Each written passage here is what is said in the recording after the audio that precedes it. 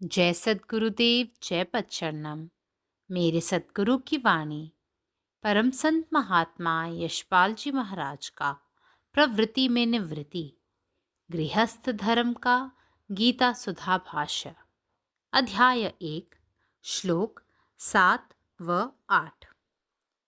अस्माकं तु विशिष्टा ये तानि बोध द्विजोतम नायका मम सैन्यस्य संज्ञार्थम तान ब्रवीमि ते। अपने गुरुदेव द्रोणाचार्य से कोई भी साहसपूर्ण उत्तर न पाकर दुर्योधन ने उन्हें और कसा तथा द्विजोतम संबोधित करते हुए बतलाया कि ब्राह्मण श्रेष्ठ, best of the twice born और आध्यात्मिकता से ओतप्रोत होने के कारण आप में दया भाव होना आश्चर्य की बात नहीं है। लेकिन याद रखिए, यह समर भूमि है। यहाँ ब्राह्मण धर्म से काम नहीं चलेगा। यहाँ तो केवल एक ही शारीरिक जन्म वाले क्षत्रियों जैसा कठोर हृदय तथा भयंकर पशुओं जैसी निर्दयता ही चाहिए। क्या मैं आशा करूं कि आप ब्राह्मण भाव छोड़कर समर भूमि में क्षत्रिय धर्म ही अपनाएंगे? दुर्योधन द्विजोतम कह तो गया, परंतु आचार्य के चुपचाप रहने पर सोचता है कि कहीं वे बिल्कुल हाथ पैर न डाल दें। अतः उनको प्रसन्न करने के लिए बात बदल कर कहता है, अब प्रसंगवश मैं अपनी सेनाओं के नेताओं और प्रमुख तथा प्रसिद्ध शूरवीरों के नाम भी बतलाता हूँ। सुनिए। भवान भीष्मश्च कर्णश्च कृपश्च समितिञ्जयः अश्वत्थामा विकर्णश्च सौमदत्तिस्तथैव च। सर्वप्रथम आप, तत्पश्चात गंगापुत्र भीष्म पितामह हैं, जिनके प्रताप का तेज सूर्य के तेज के समान है। और यह वीर कर्ण तो शत्रु रूपी हाथियों का संहार करने वाला सिंह ही है। इनमें से प्रत्येक ऐसा है कि वह यदि चाहे तो अकेला ही सारे विश्व का संहार कर सकता है। क्या यह कृपाचार्य सारे विश्व का संहार नहीं कर सकते?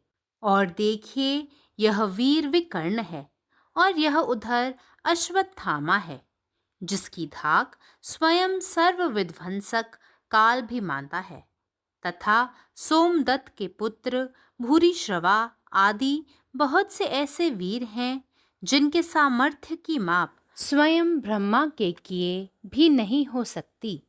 द्रोणाचार्य को चापलूसी द्वारा प्रसन्न करने के लिए पहले ही दुर्योधन महान वीरों में स्वयं उनको सर्वप्रथम भीष्म पितामह से भी पूर्व, जो प्रधान सेनापति फील्ड मार्शल थे, गिनाता है। चौथे नंबर पर कृपाचार्य द्रोणाचार्य के ही बहनोई तथा पांचवें नंबर पर अश्वत्थामा उनके ही पुत्र को गिनाता है। द्रोणाचार्य के सारे परिवार को इस प्रकार प्रथम श्रेणी के वीर जताकर द्रोणाचार्य पर अपने कसे हुए व्यंग्य द्विजोतम का प्रभाव मिटाने में प्रयत्नशील होता है। ओम। जय गुरुदेव, जय पदशरणम। गुरुदेव द्रोणाचार्याकडून कोणतेही धाडसी उत्तर न मिळाल्याने दुर्योधन त्याला आणखी चिडवतो आणि त्याला द्विजोत्तम असे संबोधून म्हणाला की दोनदा जन्मलेल्या ब्राह्मणापैकी सर्वोत्तम आणि आध्यात्मिकतेने परिपूर्ण असल्याने तुमच्यात करुणा असणे आश्चर्यकारक नाही. पण लक्षात ठेवा की ही युद्धभूमी आहे. इथे ब्राह्मण धर्म चालणार नाही. येथे फक्त एकच शारीरिक जन्म आणि क्रूर प्राण्यासारखी क्रूरता असलेल्या क्षत्रियासारखे कठोर हृदय आवश्यक आहे. मी असे अपेक्षा करू का की तुम्ही युद्धभूमीत सुद्धा ब्राह्मण वृत्ती सोडून क्षत्रिय धर्म स्वीकाराल? दुर्योधन म्हणाला, द्विजोत्तम. परंतु आचार्य शांत असल्याने त्याला असे वाटले की तो अडचणीत येऊ शकतो. म्हणून त्याला प्रसन्न करण्यासाठी त्याने विषय बदलला आणि म्हणाला, आता संदर्भासाठी मी तुम्हाला माझ्या सैन्याच्या नेत्याची आणि प्रमुख प्रसिद्ध योद्धांची नावे देखील सांगत आहे, ऐका. सर्वप्रथम तुम्ही आणि गंगापुत्र भीष्म यांचे वैभव सूर्याच्या तेजासारखे आहे. आणि हा शूर कर्ण शत्रूंच्या हत्तीनं मारणारा सिंहासारखा आहे. त्यापैकी प्रत्येकजण असा आहे की जर तो इच्छित असेल तर तो एकटाच संपूर्ण जगाचा नाश करू शकतो. हा कृपाचार्य संपूर्ण जगाचा नाश करू शकत नाही का? आणि पहा, हा शूर विकर्ण आहे आणि हा अश्वत्थामा आहे, ज्याची भीती सर्व विनाशकारी काल देखील मान्य करतो. आणि हा सोमदत्तचा मुलगा भूरिश्रवासारखे अनेक शूर योद्धे आहेत, ज्याची शक्ती स्वतः ब्रह्मा देखील मोजू शकत नाही. खुशामत करून द्रोणाचार्यांना खुश करण्यासाठी दुर्योधन स्वतःला त्याला महान युद्धामध्ये प्रणम गणतो. तो भीष्म पितामहच्या आधीही मुख्य सेनापती फील्ड मार्शल होता. चौथे कृपाचार्य द्रोणाचार्यांचा मेहुणा आणि पाचवा अश्वत्थामाचा मुलगा आहे. अशा प्रकारे द्रोणाचार्याचे संपूर्ण कुटुंब प्रथम श्रेणीचे योद्धे म्हणूनच दाखवतो. तो त्यांच्या तीक्ष्ण व्यंग द्विजोत्तम या द्रोणाचार्यांचा प्रभाव काढून टाकण्याचा प्रयत्न करतो. जय गुरुदेव, जय पदशरणम. నా సద్గురు సందేశం గీతాసుధ పరసత్ మహాత్మా శ్రీ యశ్వాజీ మహారాజ్ వారిచే ప్రతిపాదించబడిన ప్రవృత్తిలో నివృత్తి గృహస్థ మార్గంలో గీతాభాష్యము అధ్యాయం 1 శ్లోకము 7 మరియు 8. తన గురుదేవుడైన ద్రోణాచార్యుని వద్ద నుండి ఏ విధమైన సాహసోపేతమైన జవాబు లభించకపోవడిచే దుర్యోధనుడు ఆయనను మరింత ఒత్తిడి చేసి ద్విజోత్తమ, 2 సార్లు జన్మించినవాడా అని సంబోధిస్తూ ఇలా అన్నాడు. బ్రాహ్మణుల్లో శ్రేష్ఠులు మరియు ఆధ్యాత్మికతలో నిండి ఉన్నటువంటి వారైన కారణంగా మీలో దయాభావం ఉండుట ఆశ్చర్యకరమైన విషయమేమీ కాదు. కానీ ఇది సమరభూమి అని, ఇక్కడ బ్రాహ్మణ ధర్మంతో పని నడవదని గుర్తుంచుకోండి. ఇక్కడ కేవలం ఒకే శారీరక జన్మ గలవాడైన క్షత్రియుల కఠిన హృదయము, అలాగే క్రూరమృగం వంటి నిర్దయత కావాలి. మీరు బ్రాహ్మణ భావాన్ని విడిచిపెట్టి సమరభూమిలో క్షత్రియ ధర్మాన్నే మీ దానిగా చేసుకోగలరని నేను ఆశించవచ్చా? దుర్యోధనుడు ద్విజోత్తముడు అన్నాడు. అయినా ఆచార్యుడు మౌనంగా ఉండుడిచే ఇతడు ఇలా శిలాప్రతిమలా ఉండిపోయాడేమిటి అని ఆలోచిస్తున్నాడు. అందుచేత ఆయన్ను ప్రసన్నని గావించుకునేందుకు మాట మార్చి ఇలా అంటున్నాడు. ఇప్పుడు ఈ సందర్భంలో తన సేనలోని నాయక ప్రముఖులు మరియు ప్రసిద్ధులైన సూరవీరుల పేర్లు కూడా చెప్తాను వినండి. భవాన్ భీష్మశ్చ కర్ణశ్చ కృపశ్చ సమితింజయ అశ్వత్థామ వికర్ణశ్చ సౌమదత్తి సదైవచ. సర్వప్రథముగా సూర్య తేజస్సుతో సమానమైన ప్రతాప తేజస్సు గల మీరు, ఆ తర్వాత గంగాపుత్రులు భీష్మ పితామహులు మరియు శత్రురూప మత్తేభములను సంహరించే సింహం వంటి వాడైన వీరుడైన కర్ణుడు ఉన్నారు. వీరిలో ప్రత్యేకంగా ఏమిటంటే వీరు కోరుకుంటే ఒక్కరే ఈ సమస్త విశ్వాన్ని సంహరించగలరు. ఈ కృపాచార్యుడు సమస్త విశ్వాన్ని సంహరించలేడా?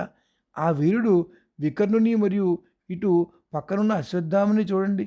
వీరిరువురి ప్రతాపము సర్వవిధ్వంసకులైన కాలంతో సమానమైంది. అలాగే సోమదత్తుని కుమారుడు భూరిశ్రవుడు మొదలైన బ్రహ్మయైనా అంచనా వేయలేని సామర్థ్యం గల అనేక మంది వీరులు ఉన్నారు. ద్రోణాచార్యుడిని ముఖస్థితి ద్వారా ప్రసన్న గావించుకునేందుకు దుర్యోధనుడు ముందుగా మహావీరుల్లో వీరిని సర్వప్రథముడిగా ప్రధాన సేనాపతి అయిన భీష్మ పితామహుని కన్నా ముందుగా లెక్కించాడు.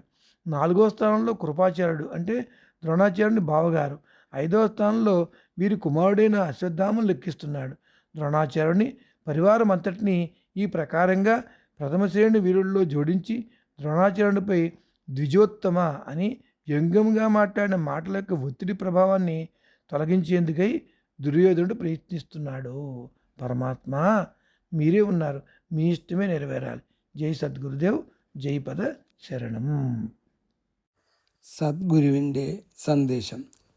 ദുര്യോധനൻ തൻ്റെ ഗുരുദേവനായ ദ്രോണാചാര്യരിൽ നിന്ന് ധീരമായ മറുപടി ലഭിക്കാതെ വന്നതിനാൽ അദ്ദേഹത്തെ ശകാരിക്കുകയും ദ്വിജോത്തമൻ എന്ന് വിളിച്ച് അധിക്ഷേപിക്കുകയും ചെയ്തു.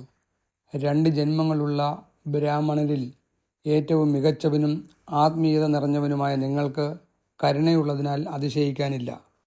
എന്നാൽ ഇത് ഒരു യുദ്ധക്കളമാണെന്ന് ഓർമ്മിക്കുക. ബ്രാഹ്മണധർമ്മം ഇവിടെ പ്രവർത്തിക്കില്ല.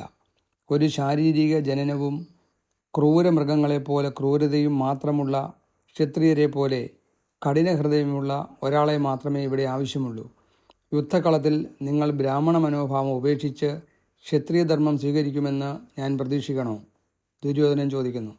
ദുര്യോധനൻ അദ്ദേഹത്തെ ദ്വിജോത്തമം എന്ന് വിളിക്കുന്നു. പക്ഷേ ആചാര്യൻ നിശബ്ദനായപ്പോൾ അദ്ദേഹത്തെ പ്രീതിപ്പെടുത്താൻ ദുര്യോധനൻ വിഷയം മാറ്റി പറഞ്ഞു. ഇപ്പോൾ സന്ദർഭത്തിന് വേണ്ടി തൻ്റെ സൈന്യങ്ങളുടെ നേതാക്കളുടെയും പ്രമുഖരും പ്രശസ്തരുമായ യോദ്ധാക്കളുടെയും പേരുകൾ ഞാൻ നിങ്ങളോട് പറയുന്നു, അങ്ങ് കേട്ടാലും. ഒന്നാമതായി താങ്കളും പിന്നെ സൂര്യപ്രകാശം പോലെ മഹത്വമുള്ള ഗംഗാപുത്ര ഭീഷ്മ പിതാമഹനും. ഈ ധീരനായ കർണൻ ശത്രുക്കളുടെ ആനകളെ കൊല്ലുന്ന സിംഹത്തെ പോലെയാണ്. ഓരോരുത്തരും അങ്ങനെയാണ്. അവന് വേണമെങ്കിൽ ഒറ്റയ്ക്ക് ലോകത്തെ മുഴുവൻ നശിപ്പിക്കാൻ കഴിയും. ഈ കൃപാചാര്യന് ലോകത്തെ മുഴുവൻ നശിപ്പിക്കാൻ കഴിയില്ലേ? നോക്കൂ, ഇതാണ് ധീരനായ വികർണൻ, ഇതാണ് അശ്വത്ഥാമാവ്. അവൻ്റെ ഭയം ഏറ്റവും വിനാശകനായ കാലൻ പോലും അംഗീകരിക്കുന്നു. സോമദത്തൻ്റെ മകനായ ഭൂരിശ്രവണനെ പോലെയുള്ള നിരവധി ധീരരായ യോദ്ധാക്കളുണ്ട്. ബ്രഹ്മാവിന് പോലും അളക്കാൻ കഴിയാത്ത ശക്തി. മുഖസ്ഥിതിയിലൂടെ ദ്രോണാചാര്യരെ പ്രീതിപ്പെടുത്താൻ ദുര്യോധനൻ അദ്ദേഹത്തെ മഹാനായ യോദ്ധാക്കളിൽ ഒന്നാമനായി കണക്കാക്കുന്നു. ഭീഷ്മ പിതാമഹന് മുൻപ് തന്നെ അദ്ദേഹം പ്രധാന സേനാപതിയായി കണക്കാക്കിയിരുന്നു.